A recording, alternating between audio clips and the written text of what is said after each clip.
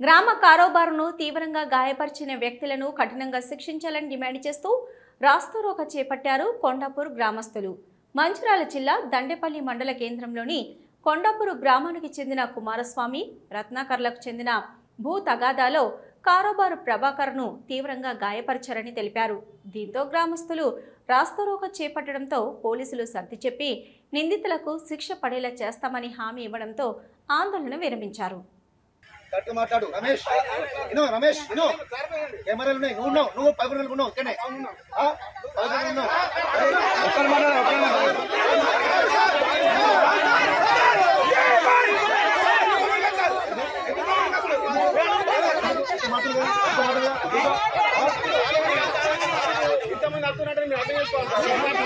భారత సత్తావ దరఖాస్తు మీద ఒక కేసు చేయడం జరిగింది.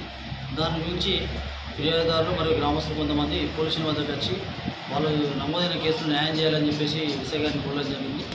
దాని మీద పటిష్టమైన విచారణ జరిపి దానిలో దోషులు ఎవరున్నారో వాడి మీద కఠిన చర్యలు తీసుకొని ఆ ఫిర్యాదు న్యాయం చేస్తామని తెలియజేయడం జరిగింది.